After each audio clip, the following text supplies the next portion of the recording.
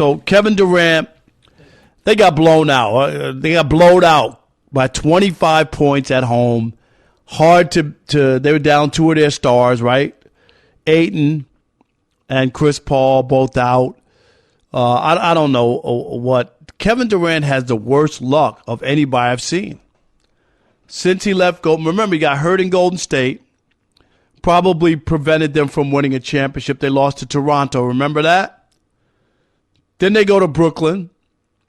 He has Milwaukee beat with a game-winning three. He stepped on the line. It's a 2. It ties the game. Nets lose in overtime.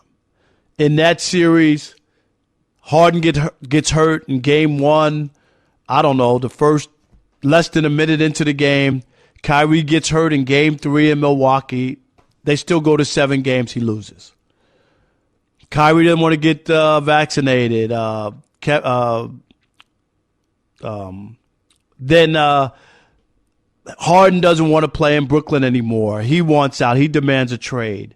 Just all kinds of stuff has happened to Kevin Durant since he left Golden State, where he won 2 championships in 3 years. And I don't know. I think Chris is on a different wavelength than me because Chris believes it's a hit to his legacy. I don't see it that way. I see there are a lot of circumstances in his way. Sure, they got swept last year by Boston. Those 2 or 3 of those games were very close. They could have gone either way. They lost them, and he struggled. There's no doubt about it.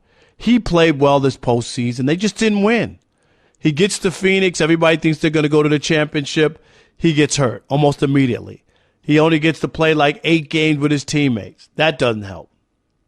And then he has injuries. Like, this is what's happened to Kevin Durant since leaving Golden State. And most of it, I don't think has anything to do with him. And he's a made man. I mean, people could look at him any way he wants. I'm not so sure Golden State wins those 2 championships without KD. Everybody says, well, Steph won without him. That's good. But Steph with 2 championships compared to Steph with 4 is a big difference. Don't kid yourself. You wouldn't look at Steph the same way if he didn't have those 4 championships instead of just 2.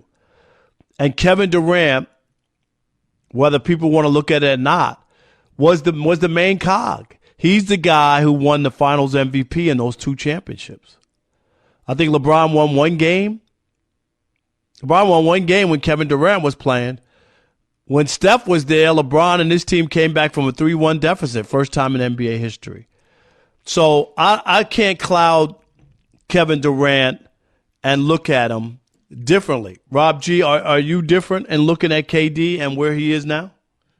I am, but it has nothing to do with what happened last night. I mean, last night I think was a perfect storm of circumstances that all crashed at the same time. It was Monty Williams insisting on playing Kevin Durant and Devin Booker 40-plus minutes through the entire postseason. Like, we talked about this early on, I think after game 2 of the Clipper game. Like, hey, if you got to play these guys 44 minutes to beat the backup Clippers, this is not going to bode well for you as we go deeper into the postseason. That's number 1. Number 2. We did say that. Yeah, number 2. This is not a second guess. You mentioned DeAndre Ayton, Chris Paul being out. I don't think that would have made the difference last night when you get blowed out like that. Like, it really wouldn't matter. But yeah, of course it matters not when having all your guys. When you're already a thin team and you're missing 2 starters, that's not good for anybody.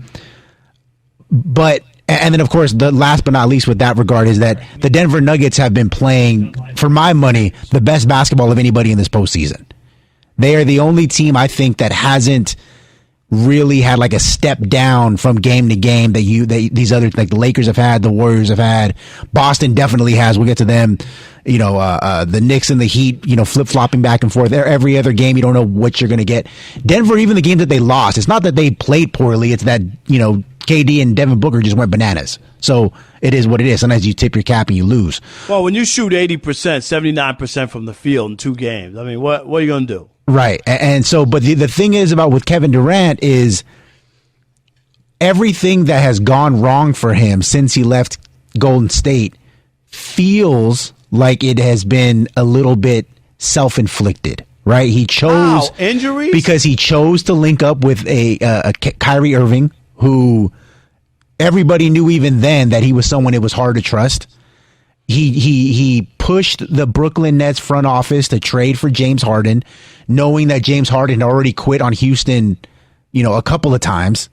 With the fat James Harden that we had fun with on the show, that first game when he showed up, it looked like he was wearing me out there rather than a professional athlete. Yeah, but the only thing, I hear you, but I think some of this, when Kyrie and Durant got together, despite Kyrie's history or whatever, most people thought they were going to win a championship. Would you give me that, or thought that they had a great shot?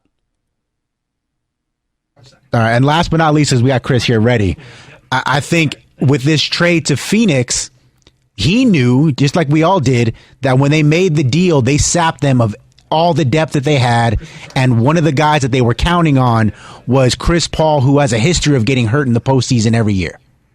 So these are conscious decisions. Obviously, they didn't work out in his favor, but these are all things that were not totally out of the realm of possibility that they could go sideways. And with that, let's bring in Chris Broussard. What up? I apologize to all the listeners out there, to Rob Parker and all you guys. Technical difficulties, Rob. This is the same studio you were in Detroit. So yeah, we go through it trouble. Sometimes. I know. Let's just on. But here's my take.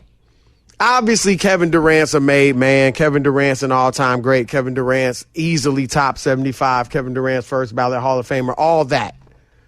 What I'm saying is this. His post-Warriors career has diminished his legacy in small chunks. And here's what I mean. When he was in Golden State winning those 2 championships, when he left Golden State, there were people talking about him as a top 10 player all time. Not a lot, but some people, if you ask them their top 10, some people had Kevin Durant in it. He was definitely viewed as ahead of Steph.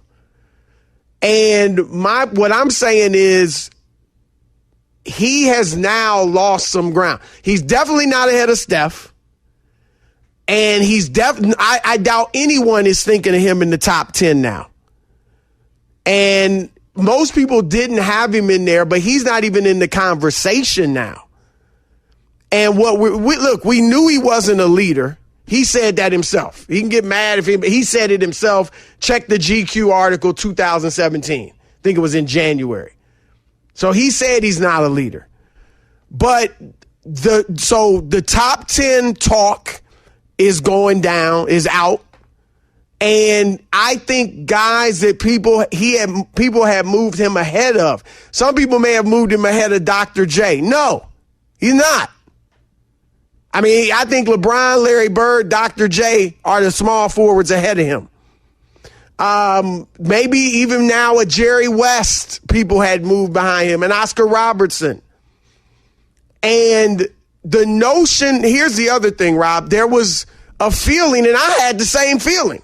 I had the same thoughts, that Kevin Durant was unguardable. That you could not, all you could do is hope he missed. Because he was 7 feet with handle, with Jay, and all of that. Well, that's not true. Obviously, he's going to get his points because he's an all-time great player. But people bother him. Physical defense bothers him. We saw it last year when Jason Tatum outplayed him, and he struggled in ways I've never seen Kevin Durant struggle. But when you look back, he's had some bad games in the playoffs and stuff like that, shooting 30-something%. But he mishandled the ball, bringing the ball up court, a lot of turnovers, and we saw a lot of that this series. Aaron Gordon bothered him. It wasn't all double teams. This notion, they was just double teaming him, so it was wide open for Booker. Sometimes they doubled him. Sometimes he was going against single coverage and missing because Aaron Gordon and the Denver Nuggets, you bump him. You hit him all game long. You hit him. You even take a foul on him. Hit him. Keep hitting him. You get tired of that stuff. It wears on you. And Booker was getting double teamed a lot too. And so that's all I'm saying. I'm just saying that I had Kevin Durant. I still got him obviously way up there. He's an top 20-ish player. But I think the way things have gone for him, never getting past the second round, has in small chunks knocked him down a little bit, legacy-wise. I don't think so. I think people have to be honest and look at. I hear all your criticism of his game and lately.